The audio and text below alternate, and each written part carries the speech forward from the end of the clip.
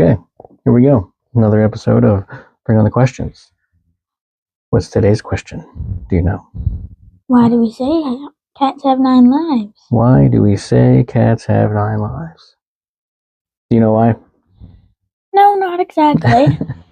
I don't think there's any real, cut and dry why we say that. There's myths all over the world. They've been gone for eons, centuries.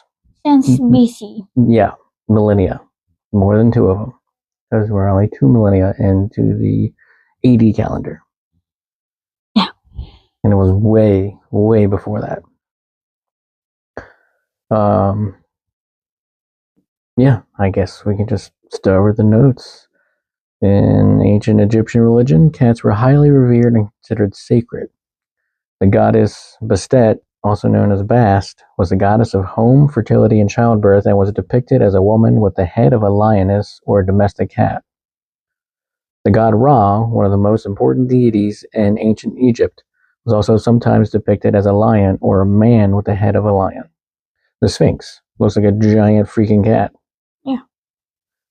Many cats were mummified and buried in cat cemeteries or buried with their owners. I'm not sure if that means the cats were killed when their owners died and buried with them, but I don't think so because it was considered a serious crime to kill a cat. So maybe the process is when the owner dies, the cat continues on with life until it expires, and then it's buried where the owner is buried. But wouldn't there be an owner while waiting for the cat to finish its one true life? I don't know. Whatever the case may be, for those long gone times, I don't think that's specifically practiced too much in modern times. I'm sure people are buried with their animals, but I don't know if it's a case of owner dies, and now we have to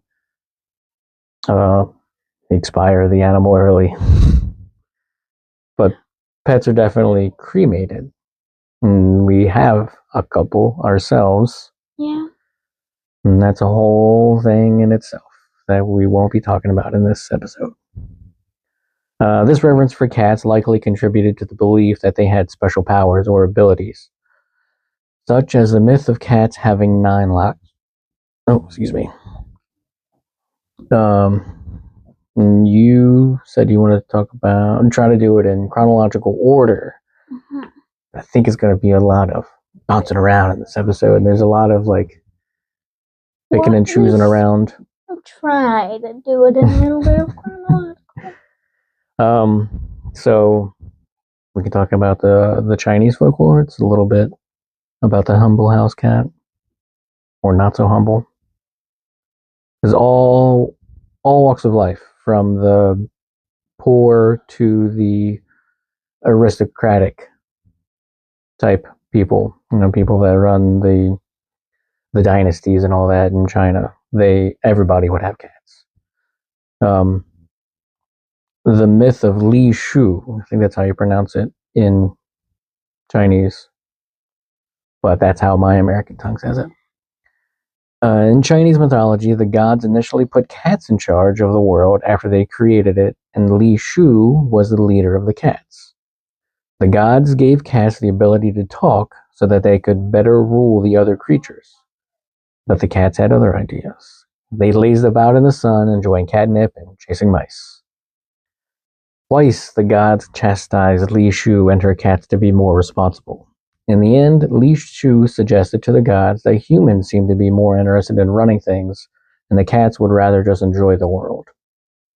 The gods agreed, and this is how humans gained the power of speech and took over the world.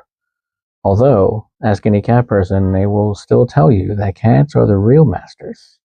Just take a look at... Oh, never mind. This article is about cat paintings. Chinese cats in Chinese art. That's what that article was about. And what? So I mispronounced it when we were talking over the notes about the symbol of luck, the Japanese symbol of luck. It's like Neko or something. Yeah, you said it was more pronounced Neko. So if Neko is cat in Japanese, Maneki is the beckoning cat, or Maneki Neko. Maneki Neko is the beckoning cat. They're considered good luck charms in Japanese culture. Now, I don't have anything to go deep into the Japanese culture of cats. Nothing like the Li Shu thing in Chinese culture. Cats have been symbols of superstition and witchcraft. That's more European. Cats are familiars of witches, almost always. Especially black cats. And people say that it's superstitious. People say that if a black cat crosses your path, you'll get bad luck. Right. But in some cultures, black cats are good luck. Yeah. It's all over the place.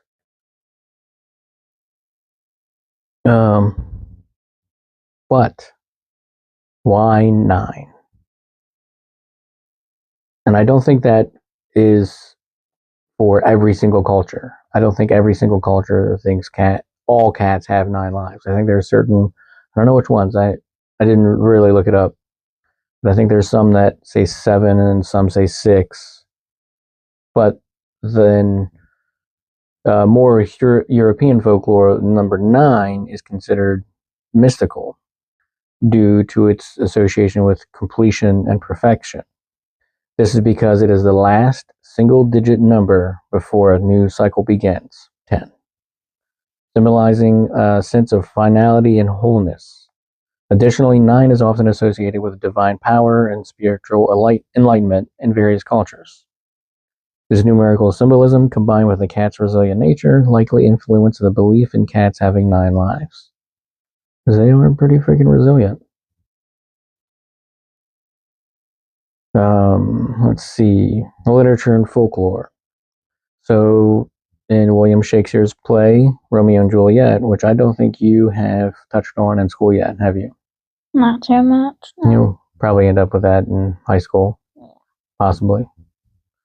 So the one character, Mercutio, refers to another character, Tybalt, as the king of cats. And in the story, it's implied that cats have 9 lives.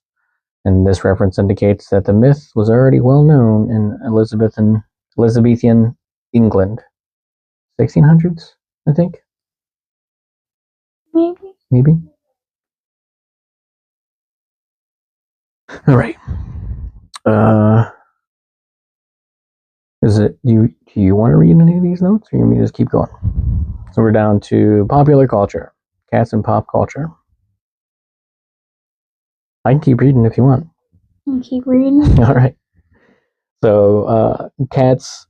So with all this myth around cats, the folklore and stories passed down generations to generations, obviously it's going to show up in different cartoons and movies. And in those, they depict cats as adventurous and capable of surviving precarious situations, like the Aristocats. Have you watched that? It's a Disney cartoon movie. I have not watched it, but I know of it. But I'm pretty sure you know about Puss in Boots from Shrek. Yeah, we watched that movie recently. The newest one. He's not just from Shrek; he's from other fairy tales. Puss in Boots.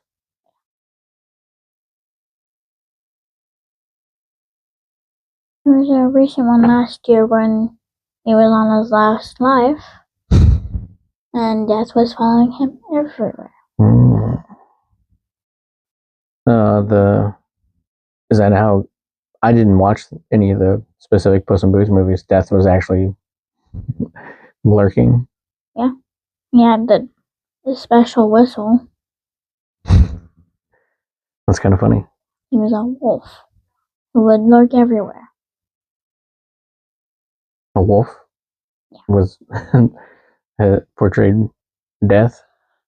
Yeah. Cartoons, what are you going to do? Let's see.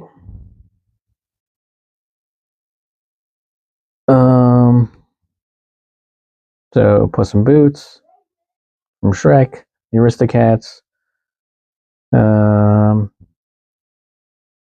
In sayings, phrases like "a cat always lands on their feet" and "cats have 9 lives." That's what we're talking about, and that just the myth is just perpetuated throughout history. But now we could talk about the agility of the cats, scientific and behavioral insights. Mm-hmm. So, physical traits contributing to survival skills is the flexible spine. Cats have exceptionally flexible spines due to extra elastic cushioning between their vertebrae. This flexibility allows them to twist and contort their bodies with ease, aiding in their remarkable agility and ability to maneuver in tight spaces. And saying all that makes me think of evolution. So, even back in ancient Egypt, they had cats. And any portrayal of them from that time seems like they haven't changed much over multiple thousands of years. I don't know if they're more domesticated, they're just good the way they are. I know evolution takes a long, long, long time. Yeah. But our cats, I don't know if they do too well just tossing them out in the wild. Maybe not. They need to develop some instincts. Right. I don't think they have those instincts. Domesticated cats, maybe not so much. I don't know. But they haven't really changed. I guess people haven't changed too much either, but we're just more refined. Quote unquote, refined for today's world. If you took us and put us in ancient Egypt, I mean, our features, our skin tone would be a different color, but our features are generally the same. So I guess it wouldn't matter much for cats. We have to go back much further to see cats. There's still big cats that roam around. Yeah. So I guess that's a weird thought I had. The evolution of cats over thousands of years. I mean, they're still the same: the flexible spine, the powerful muscles, the retractable claws.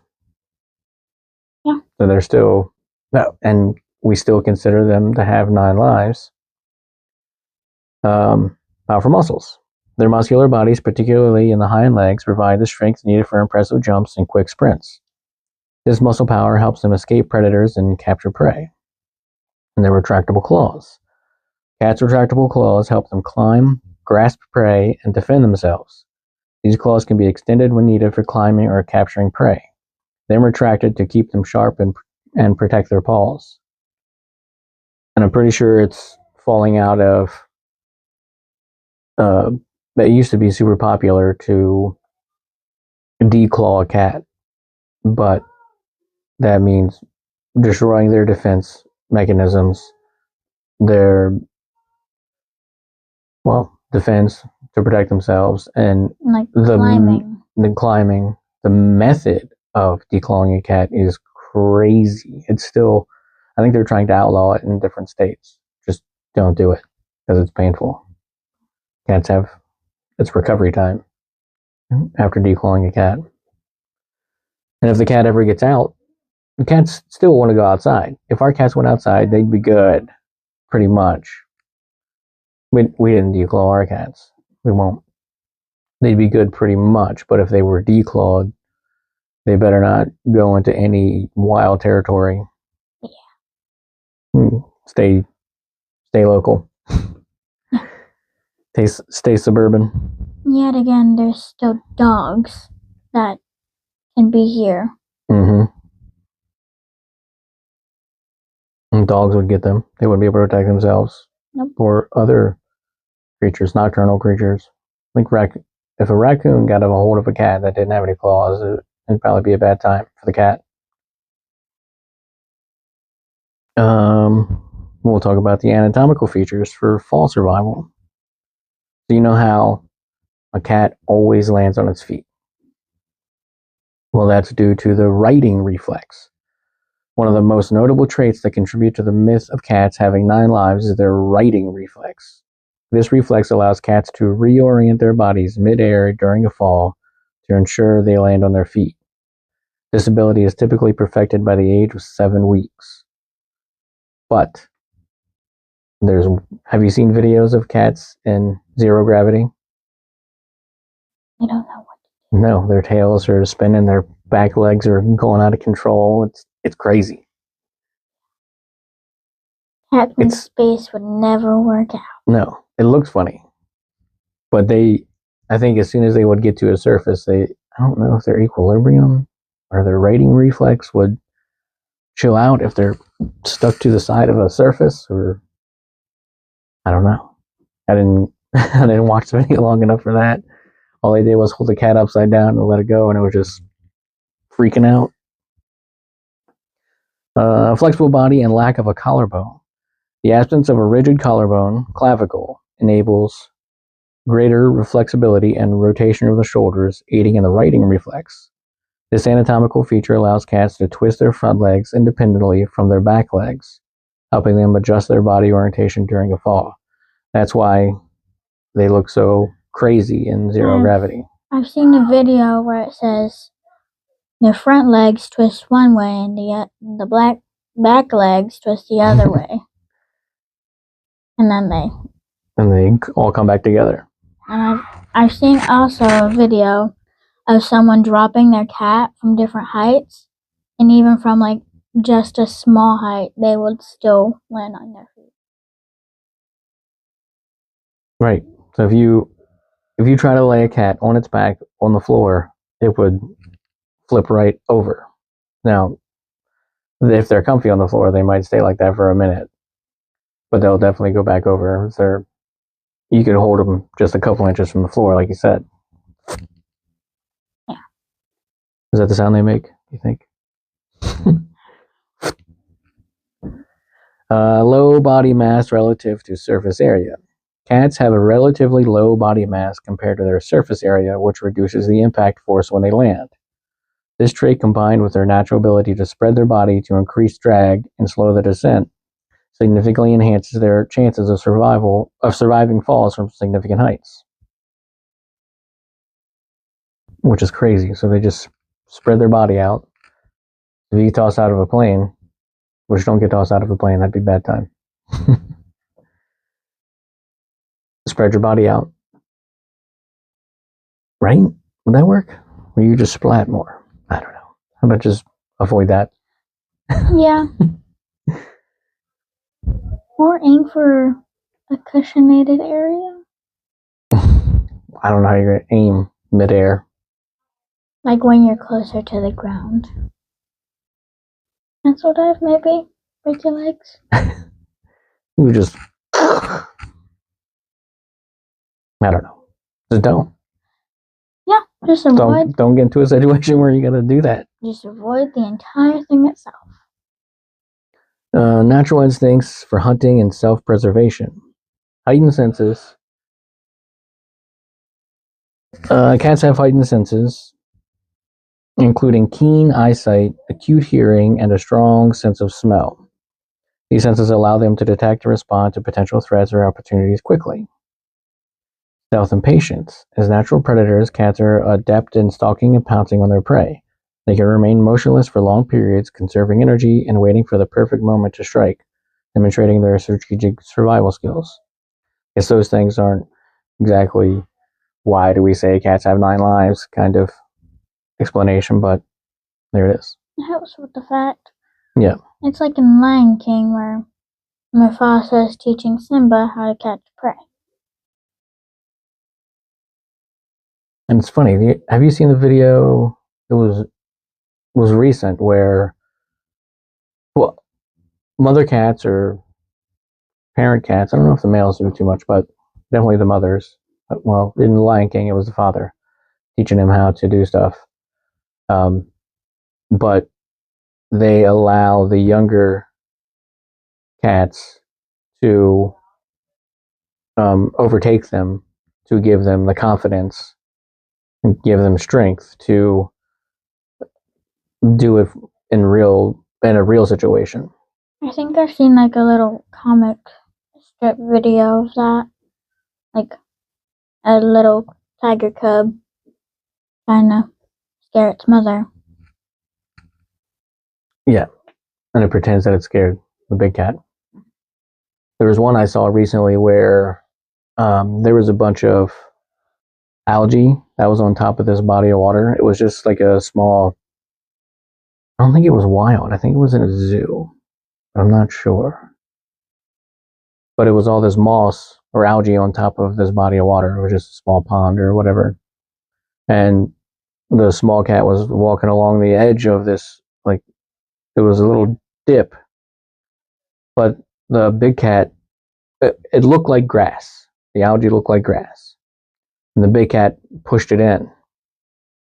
And then the big cat realized that it was water. So it was freaking out because it just pushed its kid into the water. That was recent. That was in the last couple of weeks. Quick reactions and reflexes, rapid reflexes. Cats have lightning fast reflexes, which enable them to dodge attacks, escape danger, and capture prey with remarkable speed. This agility and quick reaction time contribute to their ability to survive various threats, which contributes to the fact that people think they have multiple lives. Adaptability and learning. Cats are highly adaptable animals capable of learning from their experiences and altering their behavior accordingly. This adaptability helps them navigate different environments and avoid repeating mistakes that could endanger their lives.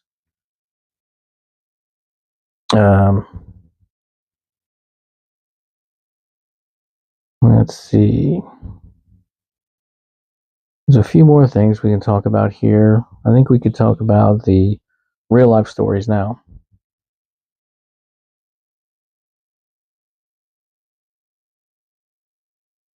And then that might be the end of the episode about cats having 9 lives, because these real life stories and crazy survival stories.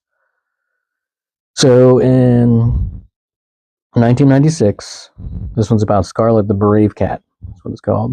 In 1996, a stray cat named Scarlet became famous for rescuing her kittens from a burning building in Brooklyn, New York.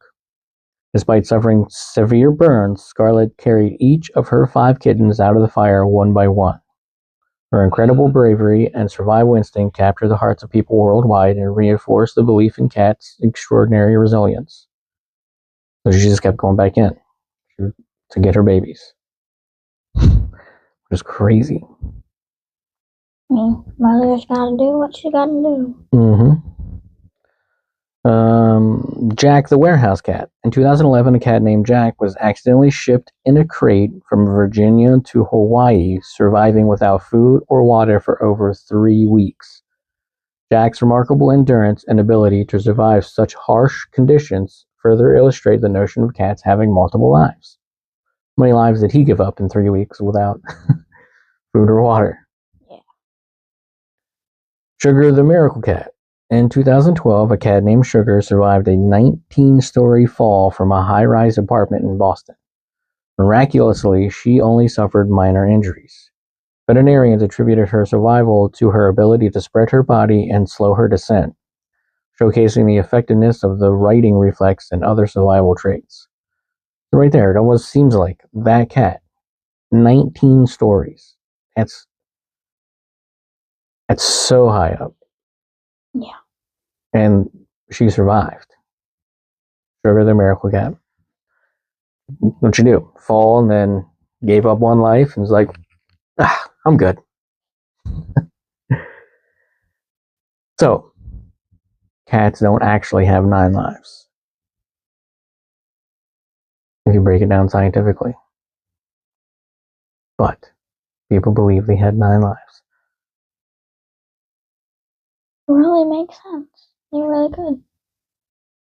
Superstitiously. And there's all the crazy superstitions. If a black cat crosses your path, you'll have bad luck. That seems crazy. But people believed it for a long time. Yeah.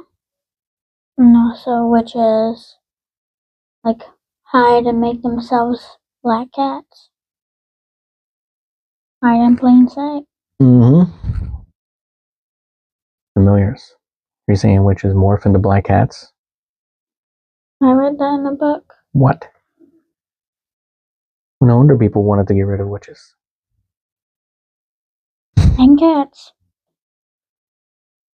Well, all right, Miss Phoenix.